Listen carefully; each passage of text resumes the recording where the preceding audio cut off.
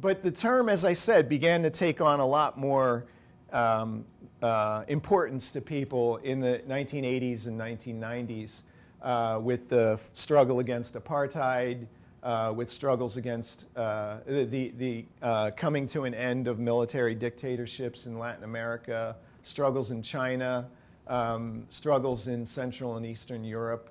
And what you saw was the rediscovery of civil society. This concept that had been discussed by intellectuals and was restricted to intellectuals for the most part, suddenly became a topic that a lot more people cared about. So when you had people pouring out into squares in Central and Eastern Europe to bring an end to authoritarian regimes in the late 1980s, early 1990s, and you had people publishing like the later to become president of the Czech Republic, Václav Havel and Adam Michnik and Milan Kundera. These are a few of the people who were writing, living in exile, either in prison or living in exile, publishing in clandestine forms. And there was a whole underground of thought that was not allowed to be officially recognized until it finally reached a point where it had so much influence that it became more difficult for governments to ignore it. And this captured the political imagination of people in the West. People in the West, and there are some various thinkers who were interested in what was happening in Central and Eastern Europe and in South Africa. And they were writing about, Western intellectuals were writing about the idea of civil society and saying we need to reinvigorate the idea of civil society. And the idea there was that, hey, we don't have a good civil society in our countries either. You know, in England where this guy John Keane was writing, or in the United States where various other political, social and political theorists were writing. Their argument was, we do not have an active, lively civil society. We've had one at times in the past, but we need to recognize it and we need to reinvigorate it. And one of the homespun references that has been made by various writers is reference to Alexis De Tocqueville, who wrote Democracy in America in the 1830s. And he was here then looking at what was going on in the United States. And one of the things that really fascinated him is the number of associations that there were in this country, voluntary associations. And he said, I met with several kinds of associations in America, of which I confess I had no previous notion. And I have often admired the extreme skill with which the inhabitants of the United States succeed in proposing a common object for exertions of a great many men and inducing them voluntarily to pursue it. I have since traveled over England, from which the Americans have taken some of their laws and many of their customs, and it seemed to me that the principle of association was by no means so constantly or adroitly used in that country. The English often perform great things singly, whereas Americans for associations for the smallest undertakings. It is evident that the former people consider association as a powerful means of action, but the latter seem to regard it as the only means they have of acting. So he was very much enamored with the idea that associations were, voluntary associations were so effective as ways. And you can think, I mean, if you look at major movements in the United States, suffrage, civil rights, anti-war, and the roles that various voluntary associations played in those, but not only for militant political action, but he's talking about all kinds of associations, and he was just fascinated with this phenomenon in the United States. Today, we hear much more talk, and some of the same writers who discovered the idea of civil society as a national phenomenon, where civil society is thought to exist in relation to the state, the nation state. Now you have people, and for quite a while, I mean more than a couple of decades now, people talking more about the role of civil society on a transnational scale, even on a global scale. So people sometimes discuss transnational social movements. And it's not like transnational social movements are something new to, say the internet. Although true, the internet does a lot to help transnational social movements to organize and mobilize. But if you look at the anti-slavery movement of the 18th century, it was a transatlantic phenomenon. There were activists in England and the colonies, later the United States, who were actively trying to figure out ways to bring an end to slavery in North America. So transnational social movements, non-government organizations, and sometimes referred also to as civil society organizations. But you often find one or the other, sometimes both of those terms, NGOs or CSOs, used in literature about civil society, particularly when people are talking about transnational or global civil society. And this leads me to the topic of global justice when we're talking about the idea of a transnational or global civil society. And I'm just, there's a huge and increasingly growing body of literature on the subject of global justice that arises out of political philosophy, sociology, communication, and other fields. And sometimes it's referred to as a movement of movements. The idea that global justice is not just about pursuing justice for a particular cause, but for many causes. And it's so, in that sense, seen as some sort of a massive rainbow coalition. This is a term Jesse Jackson coined, I think, when he was seeking nomination for the Democratic Party, seeking the Democratic Party's nomination for president, if I'm not mistaken, many years ago. But he talked about a rainbow coalition. So Donatella Della Porta is an Italian sociologist who refers to the idea of a global justice movement as a movement of movements.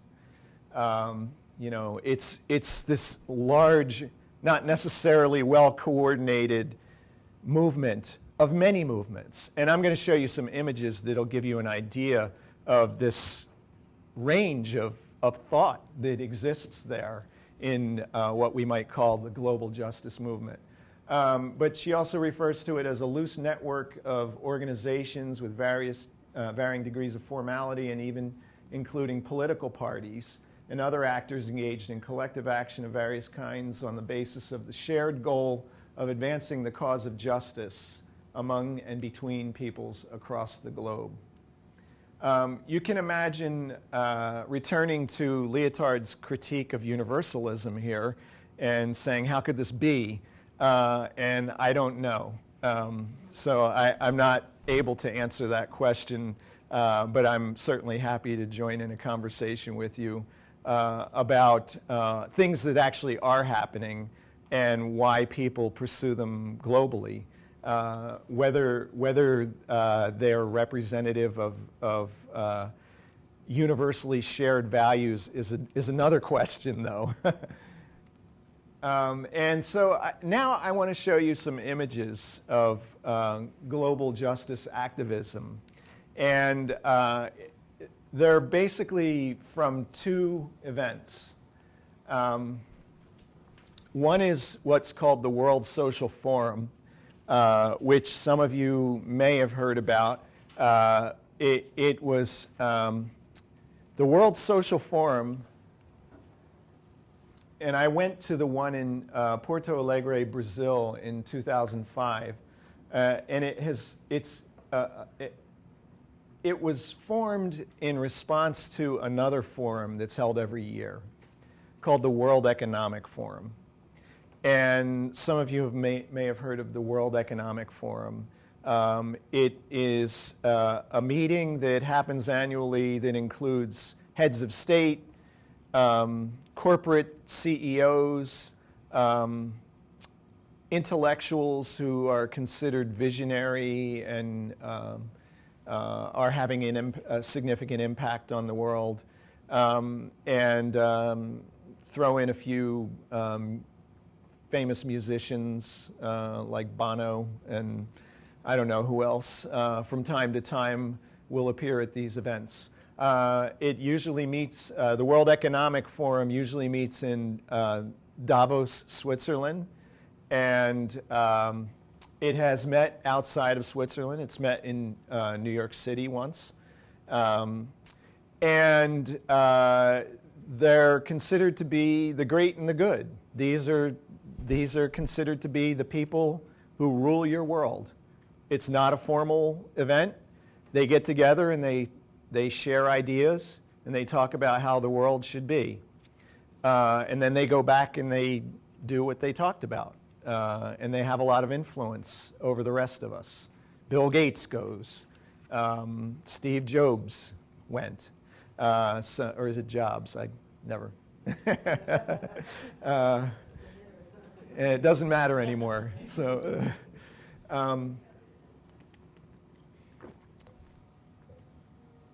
So in response, the idea of a social forum that is not focused on, not that it's not focused on the economy, it is focused on the economy, the global economy, but from a very different perspective. Their argument is that we're looking at the world from the point of view not of the people who are at the top, but people who are in the middle and at the bottom, people who are everyday people.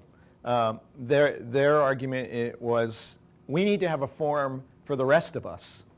So their motto is, another world is possible. And they've met in mostly Brazil, but they've also met in India. They've met in Venezuela. They've met in, they've also had decentralized meetings.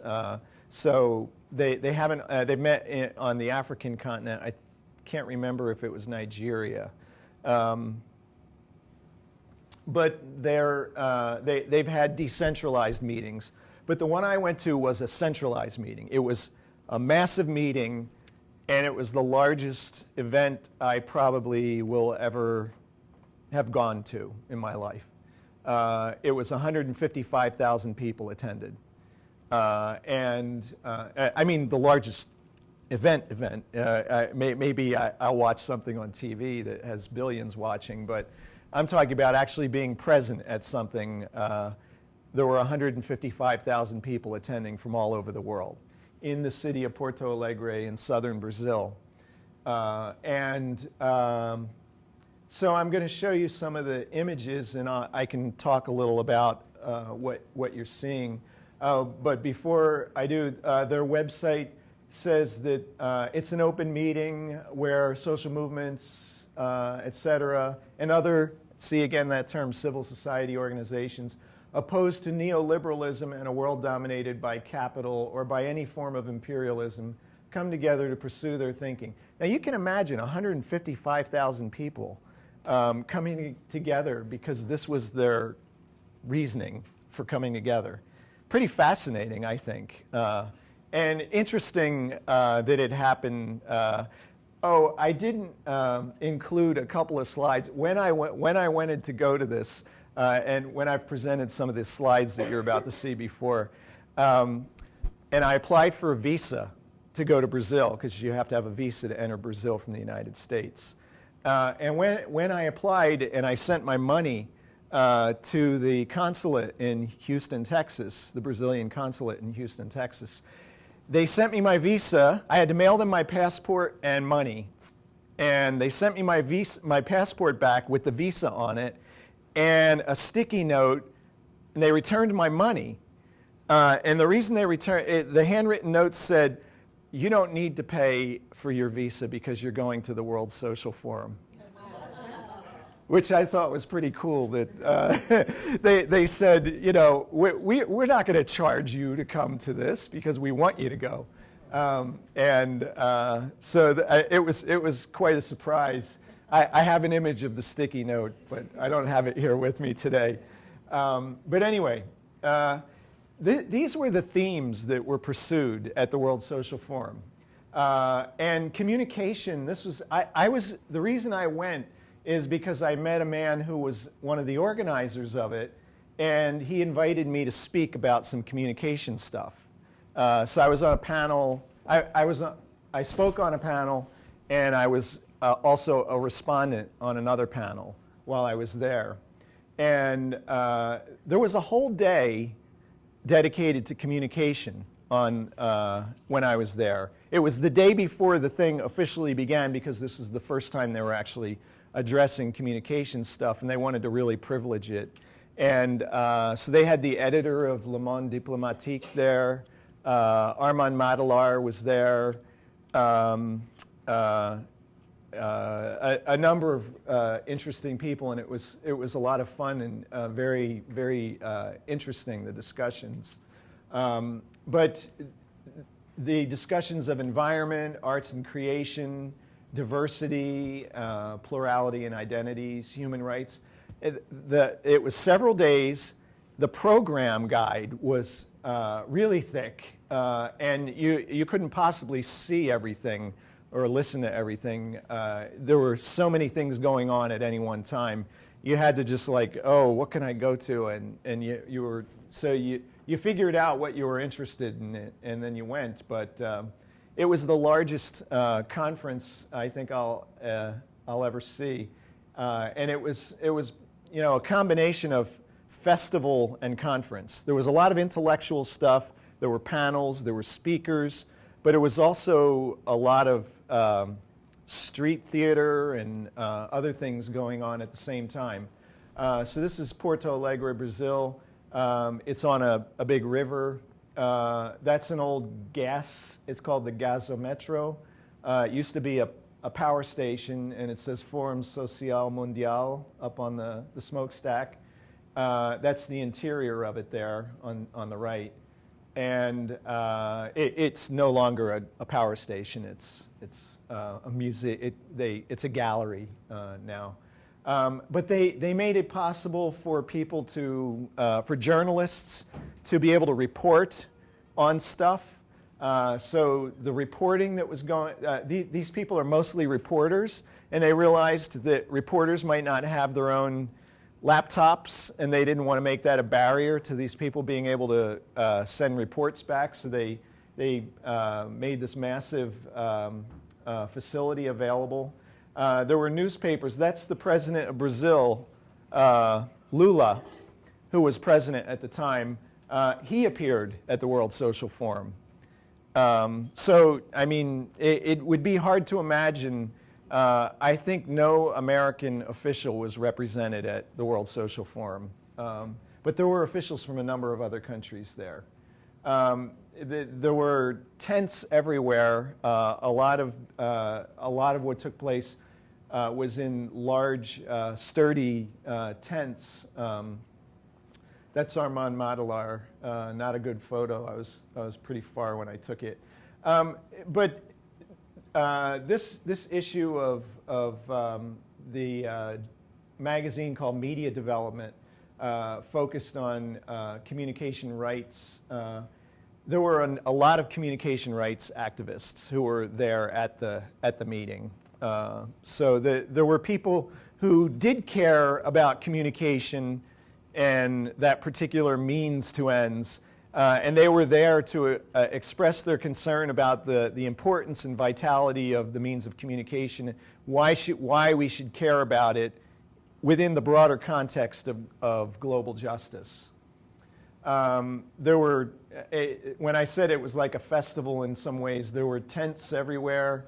I heard of no violence, but there was modest police presence.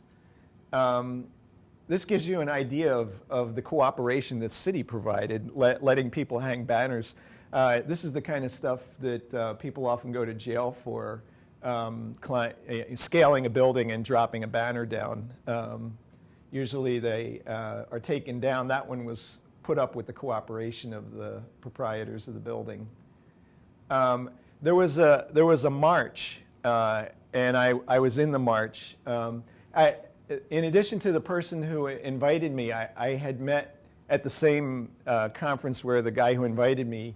I also met the deputy mayor of Porto Alegre, and so he invited me to join him on the march. And so I went on the march with him and brought my camera along. I shot some video, but I didn't. I'm not going to play any video today from it. But it was about 60,000 people was what they estimated in the march. And like it was very carnivalesque. A lot of colorful. There were people. That's the deputy mayor of Porto Alegre, and that's his wife, and that's his bodyguard. I think there was no need for the bodyguard, but nevertheless, he was there keeping an eye on me. He said, "Get your hands out of your pockets." No, he didn't.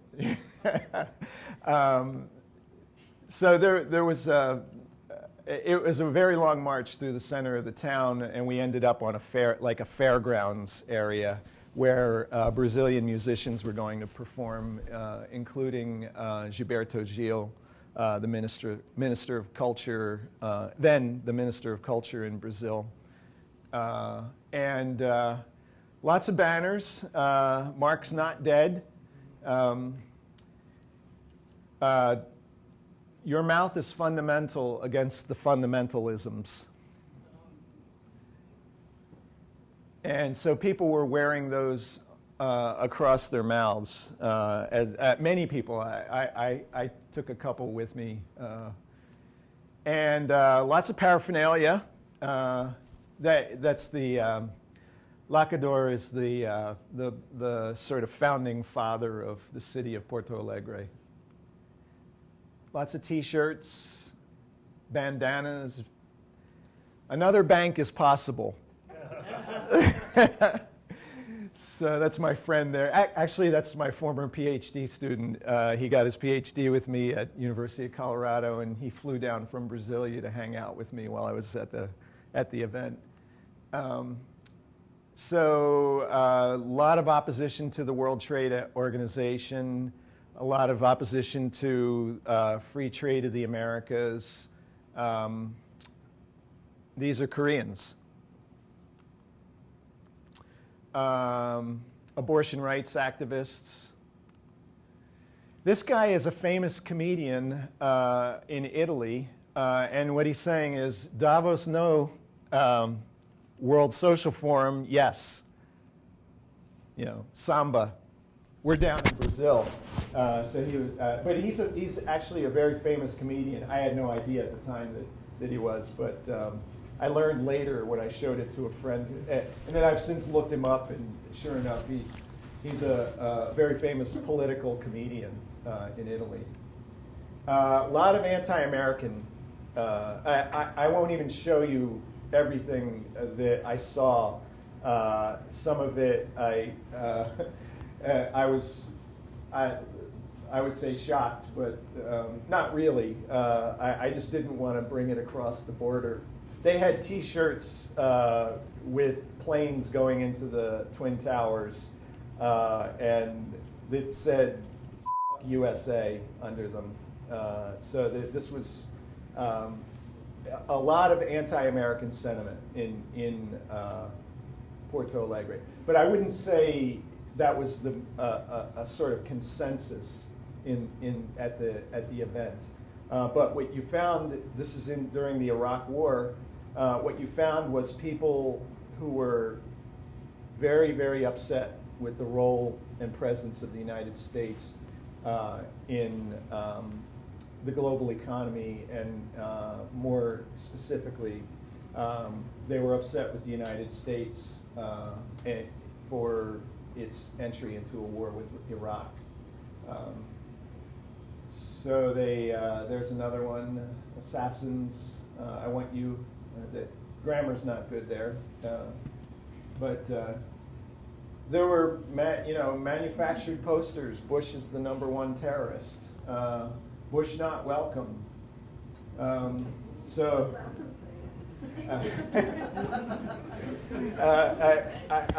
As I said, there were other things I saw that I won't. But I wouldn't say, I had no fear about identifying myself as an American, and there were a lot of Americans there. We all just went around saying we were Canadian. That's not true. So that, as I told you, there was a lot of street festival kind of. These people are doing Capoeira, which is a Brazilian kind of martial arts where they dance. You may have seen it on the streets before, and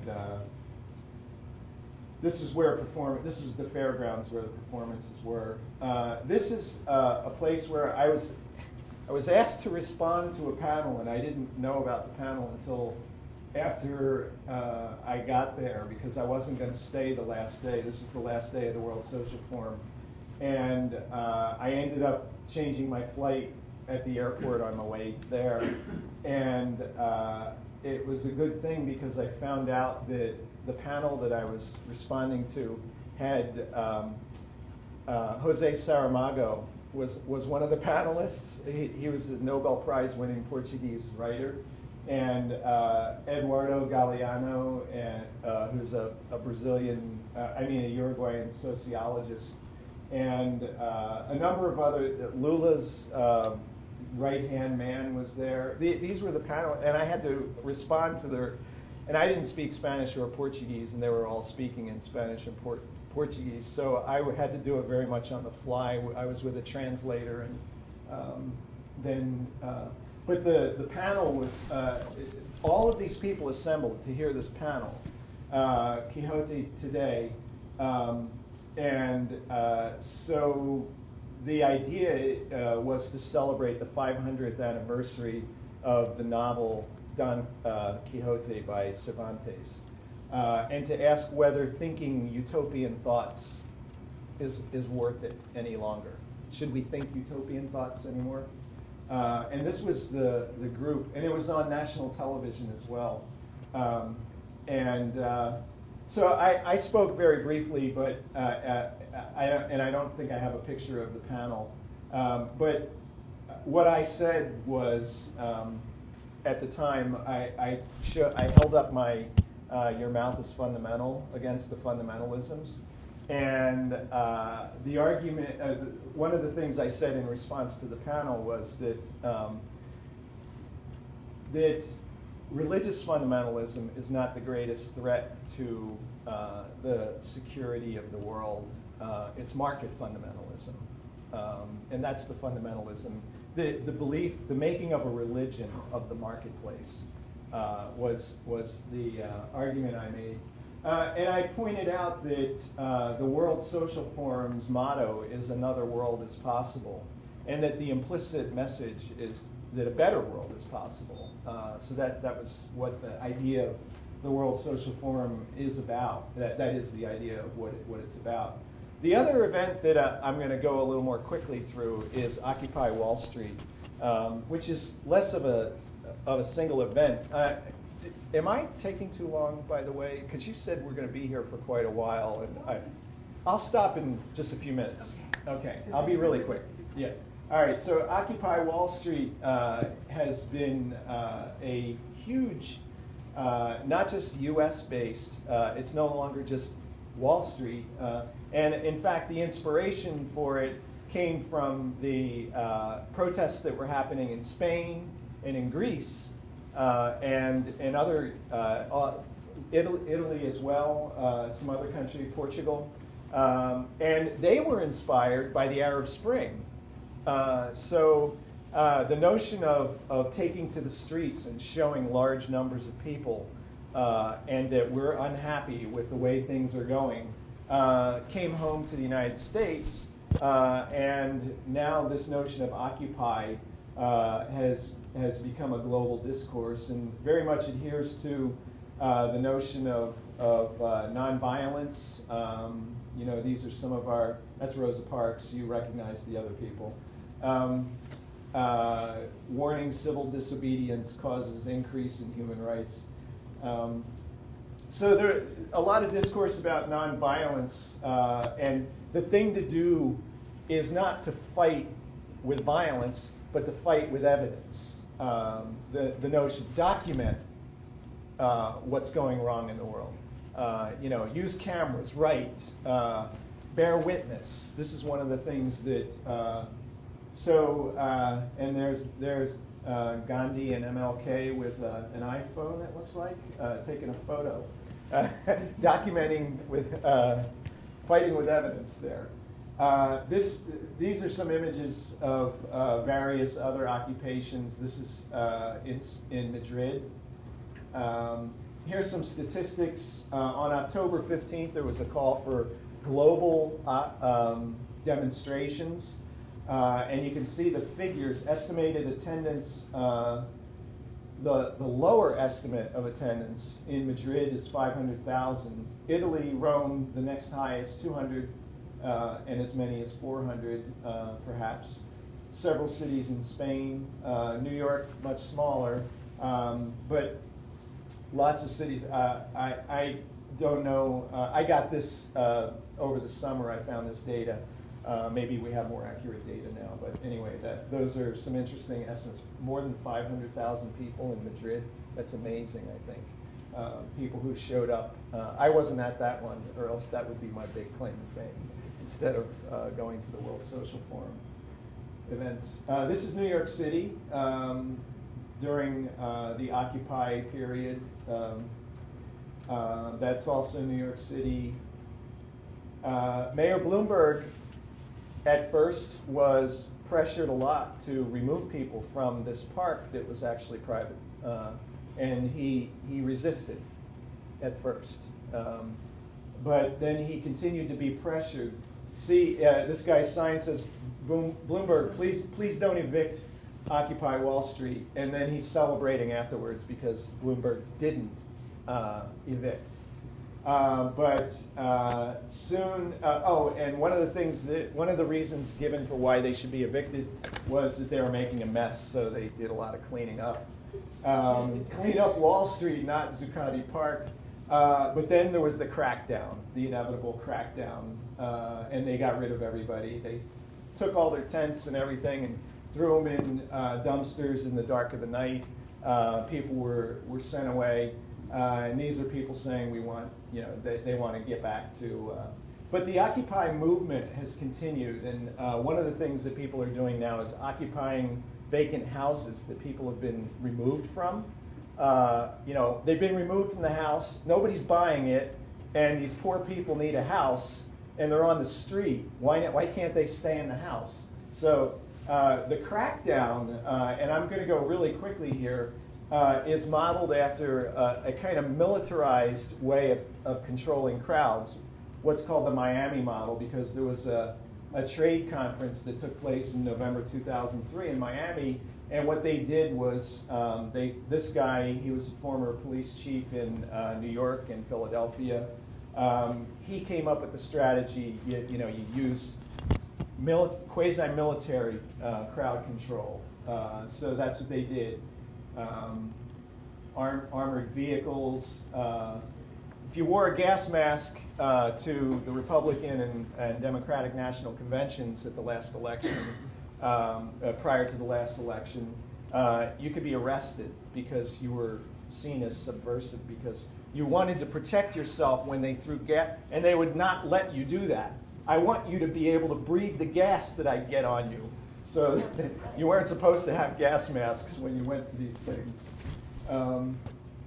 So this is a famous image. And I was going to show you the famous pepper spray video. It's pretty short. Can I do it? Yeah? I don't know if all of you have seen this or not, but it was a pretty big viral.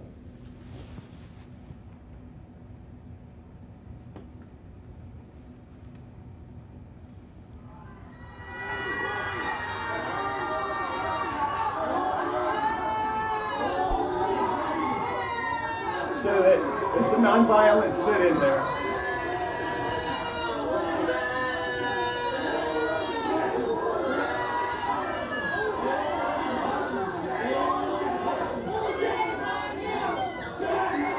Saying shame on you.